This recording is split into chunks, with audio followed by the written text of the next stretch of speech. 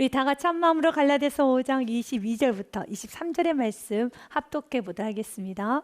오직 성령의 열매는 사랑과 희락과 화평과 오래 참음과 자비와 양성과 충성과 온유와 절제니 이 같은 것을 금지할 법이 없느니라. 아멘. 사랑하는 여러분, 인간이 행복감을 갖고 마음의 안정감을 갖는 것은 내가 하고 싶은 말을 다 하고, 내가 먹고 싶은 걸 다 먹고, 내가 또한 말하고 싶은 것을 다 하고, 내가 생각하고 싶은 대로 다 생각하고 나면 만족감을 얻고 행복감을 얻으며 속이 후련하다라고 말하지 않습니다. 인간의 행복은 내가 마음껏 소유하는 데서 오는 것이 아니라, 무절제에서 오는 것이 아니라 절제함에 있습니다. 여러분도 경험해 보았을 것입니다. 여러분이 하고 싶은 말 다 쏟아내고 나면 마음이 후련하던가요? 여러분 마음이 편안해지던가요? 아니에요. 마음 안에 불안이 찾아옵니다. 두려움도 찾아옵니다. 그리고 불쾌감도 든다는 것입니다. 그래서 행복은 절제에 있습니다. 요셉의 삶이 그리하였습니다. 요셉은 17세 어린 나이에 애굽의 노예로 팔려갑니다. 그에게 무서운 물질의 유혹이 왔습니다. 성적 유혹이 왔습니다. 명예 유혹이 왔습니다. 안락의 유혹이 왔습니다. 그러나 그는 단호하게 모든 유혹을 뿌리칩니다. 그가 뿌리쳤던 이유가 무엇입니까? 그는 절제하였기 때문에, 하나님 아래에서 살았기 때문에 그는 단호하게 뿌리칠 수 있었습니다. 그가 보디발 아내의 유혹을 받게 되자 그가 이렇게 말합니다. 요셉이 거절하며 자기 주인의 아내에게 이르되 내 주인이 집안의 모든 소유를 간섭하지 아니하고 다 내 손에 위탁하였으니 나는 모든 것을 다 누릴 수 있고 모든 것을 다 가질 수가 있습니다. 모든 것은 다 내 손에 위탁되었습니다. 마치 우리들과 같아요. 우리들은 자유의지가 있어요.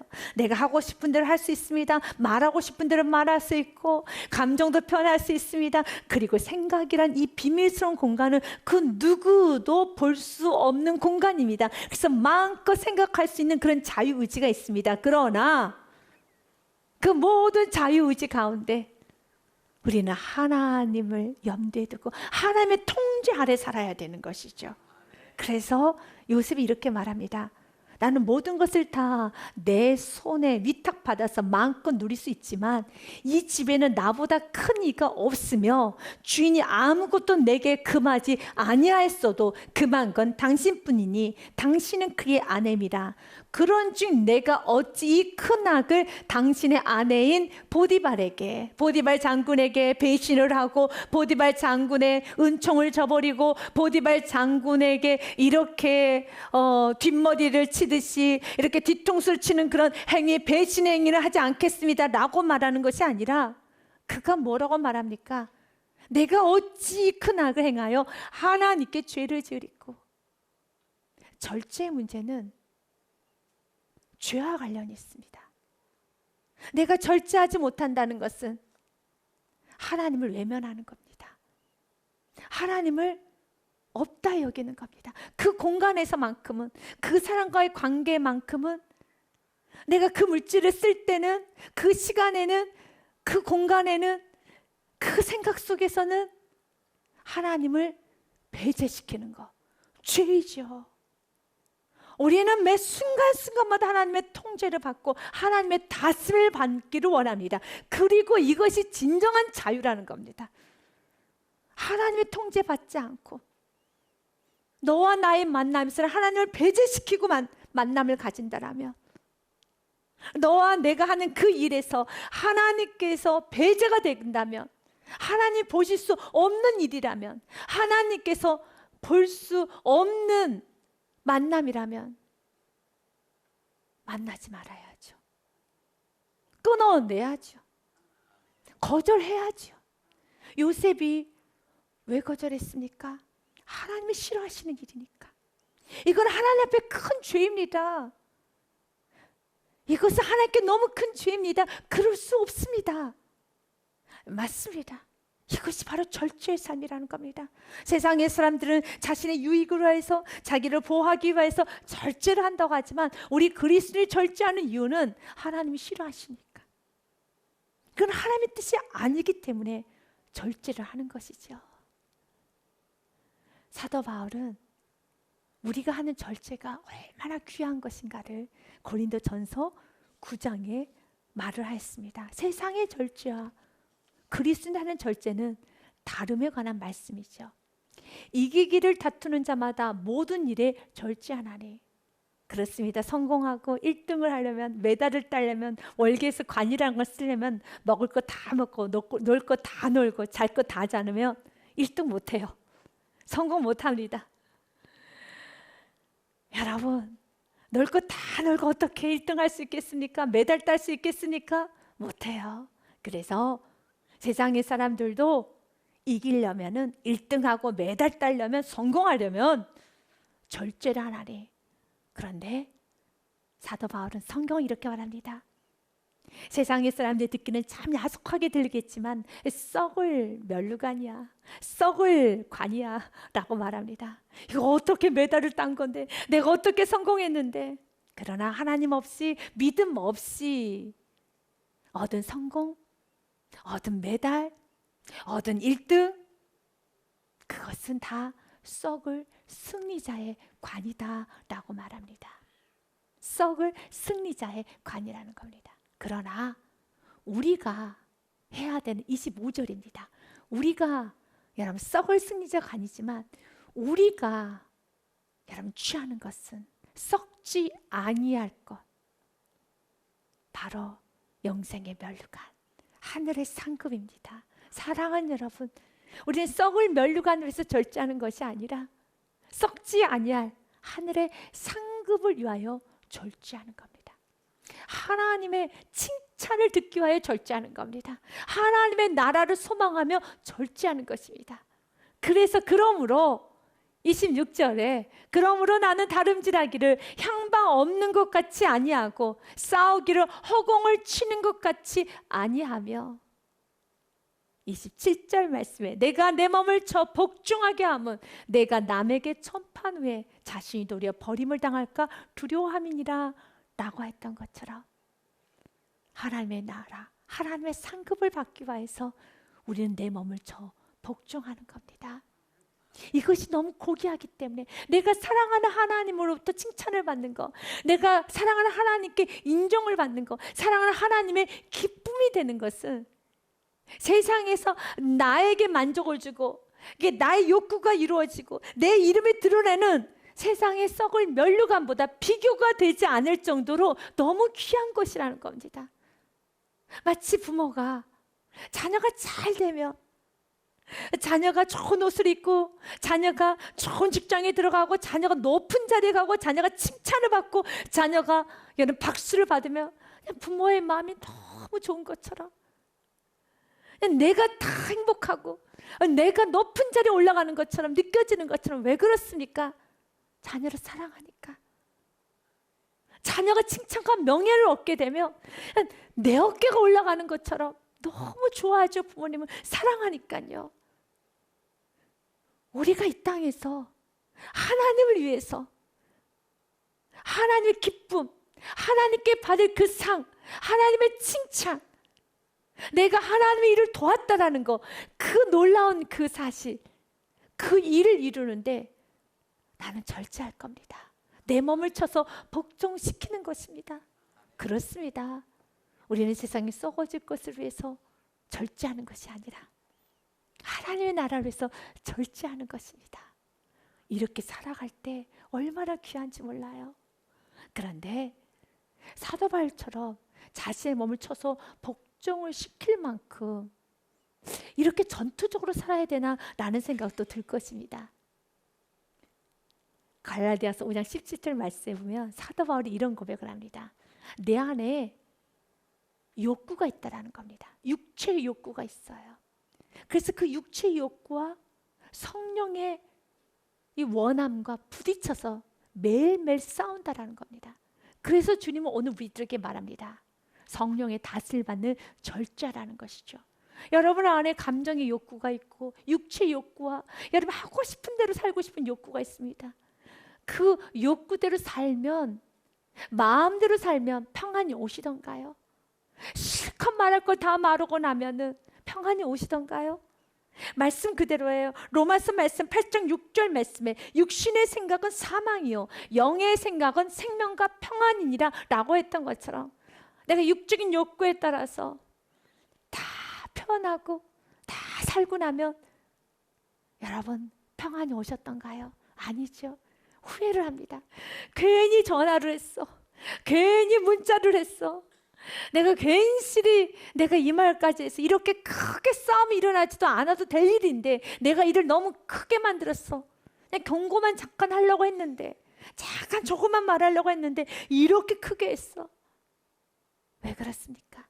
내 안에 계신 성령님을 외면하고 그 다스림을 받지 않고 육체의 욕구대로 간 거예요.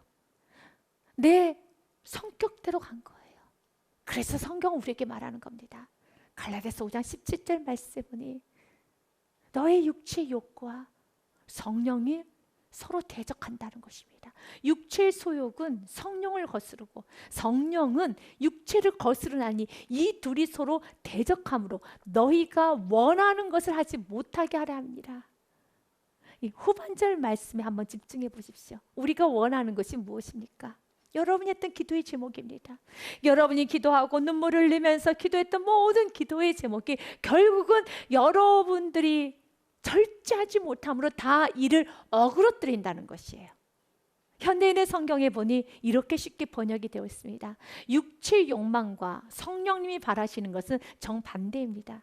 그러므로 이 둘은 서로 대적하여 여러분이 하고 싶은 일을 못하게 합니다. 그토록 기도하여서 원했던 모든 기도의 제목을 누가 무너뜨린가? 내가 무너뜨리는 거예요. 못하지 못해서요. 절제하지 못해서 다스림 받지 못해서 내가 무너뜨리는 겁니다. 그래서 사도 바울은 자기 몸을 쳐서 복종시킨다는 말을 한 겁니다. 그러면서 주님께서는 오늘 우리들에게 절제하기 원하는 부분이 있습니다. 여러분은 어느 부분에 있어서 절제하기 원합니까? 여러 가지가 있을 것입니다. 그러나 그 중에 생각에 절제를 하시길 바라겠습니다. 생각에 절제를 하지 아니하면 감정의 절제도 안 되고 언어의 절제, 행동의 절제도 안 됩니다. 모든 것은 다 생각으로부터 시작이 되기 때문에 생각에 절제가 있어야 됩니다. 생각은 사람이 볼 수 없는 아주 비밀스러운 공간이죠. 그렇기 때문에 생각하고 싶은 대로 생각하여도 사람들은 몰라요. 하지만 내가 생각하는 그대로 언젠가는 행동으로, 언어로 드러나게 되어 있어요. 많은 사상가들이 자주 하는 말입니다. 생각이 곧 그 사람이라는 말, 여러분도 들어봤을 겁니다. 에머슨도 이런 말합니다. 사람이란 종일 자기가 생각하는 바로 그것이다. 내가 지금 무슨 생각을 품고 있냐에 따라서 그 생각대로 흘러가게 되어 있습니다. 여러분이 잘 아는 여러분 데카르트도 이런 말 했죠. 나는 생각한다, 고로 존재한다. 내가 생각하는 그것이 존재가 되는 겁니다. 내가 부정적인 생각을 하면 부정적인 사람이 됩니다. 음란한 생각을 하게 되면 음란한 사람이 됩니다. 내가 불평과 원망을 많이 생각하게 되면 내 삶 속에 불평과 원망이 넘쳐납니다. 내가 항상 두렵고 무서운 생각을 하면 나는 항상 삶 속에서 움츠러들게 되어 있습니다. 그 생각이 나의 존재가 됩니다. 데일 카네기도 생각에 대한 중요성에 대해서 이렇게 말합니다. 제가 살아오면서 배운 가장 중요한 교훈은 우리의 생각이 삶에 매우 큰 영향을 준다는 것입니다. 결국 우리의 인생은 우리의 생각이 만드는 것입니다. 그래서 생각에 절제가 있어야 됩니다. 여러분이 생각의 선을 넘으면 안 됩니다. 우리가 지켜야 되는 것은 생각이죠. 잠언 4장 23절 말씀도 생명은 죽고 사는 문제는 마음에서부터 온다라고 말합니다. 그래서 모든 지킬 만한 것 중에 더욱 내 마음을 지키라. 생명의 근원이 이에서 남이니라. 마음이 흐트러질 때, 생각이 혼란스러울 때 그 생각을 키워가는 것이 아니라 제거할 건 제거하고 뽑아낼 건 뽑아내야 되는 겁니다. 우리 인간은 굉장히 연약합니다. 그래서 보는 것과 듣는 걸 매우 조심하셔야 돼요. 내가 부정적인 말을 많이 듣게 되면 내가 원하도 원하지 않던 내 머릿속에 부정적인 게 가득해요. 여러분, 내가 세상에 지저분한 말을 많이 듣게 되면은 내 머릿속에는 계속 그 생각이 맴돌게 되는 겁니다. 그래서 복이 있는 사람은 악인들의 꾀를 따르지 아니하고 죄인 길에 서지도 아니고 오만한 자들의 자리에 앉지도 아니한다. 이 말은 내가 오만한 말에 수용하지 않고 나는 그 사람과 달라라고 해도 내가 그들과 함께 듣고 그들과 이야기를 나누면서 나의 머릿속에 그런 여러 정보가 나의 머리에 콕콕콕콕 박히게 되는 겁니다. 그래서 주님께서는 세상에 살아가면서 얻게 되는 많은 부정적이고 많은, 여러분, 정말 세상적인 생각에 내 생각을 지저분하게 하는 것이 아니라 2절 말씀으로 채워야 되는 겁니다. 2절 말씀에 보니 오직 주야로 여호와의 율법을 즐거워하여 그의 율법을 주야로 묵상하는 도다. 밤낮으로 묵상하는 겁니다. 그래서 내가 부정적인 생각이 들 때마다, 혼란한 생각이 들 때마다 그 생각을 키워가는 것이 아니라 말씀으로 그 생각을 몰아내면서 다시 한번 감사로, 다시 한번 주님께서 내게 주신 은혜로 채워가야 되는 겁니다. 그래서 로마서 11장 말씀에 보면 이렇게 되어 있습니다. 3절 말씀에, 로마서 12장 3절 말씀에 내게 주신 은혜로 말미암아 너희 각 사람에게 말하노니 마땅히 생각할 그 이상의 생각은 품지 말고 오직 하나님께서 각 사람에게 나누어 주신 믿음의 분량대로 지혜롭게 생각하라. 아멘. 내게 주신 은혜로 말미암아. 여러분, 은혜 많이 받으셨죠? 은혜 받은 자는 부정적인 생각과, 여러분, 세상적인 생각이 들어올 때마다 그 은혜의 테두리 안에서 다시 은혜를 기억하는 겁니다. 주님 내게 베푸신 은혜를 기억하고 주님 내게 베푸신 귀한 것을 기억하면서 다시 머릿속을 은혜로 채우는 겁니다. 감사로 채우는 겁니다. 그래야지만 나의 삶에 실수가 없는 것이고 나의 언어가 깨끗해지는 것이고 나의 행동이 깨끗해지는 겁니다. 그리고 내가 때로는 이런저런 생각에 섭섭해지기도 하고 분노가 나기도 하고 굉장한 불안과 두려움이 몰려올 때도 주님께서 여기까지 에베네셀을 인도해 주셨지, 지금도 임마누엘 나와 함께 계시지, 앞으로도 여호와 이레 주님께서 도와주실 것이지 라는 그런 믿음의 생각을 하여서 그런 부정적이고 혼란하고 두렵고 무서운 생각을 몰아내야 되는 것입니다. 그러면 내 생각대로, 믿음의 생각한 대로 나의 삶은 그대로 펼쳐가는 겁니다. 여러분, 욥기서의 말씀도 기억하셔야 됩니다. 욥기 말씀해 보니 이렇게 되어 있습니다. 내가 생각했던, 내가 두려워하는 그 모든 것이 내 몸에 미친다라는 말씀이 있어요.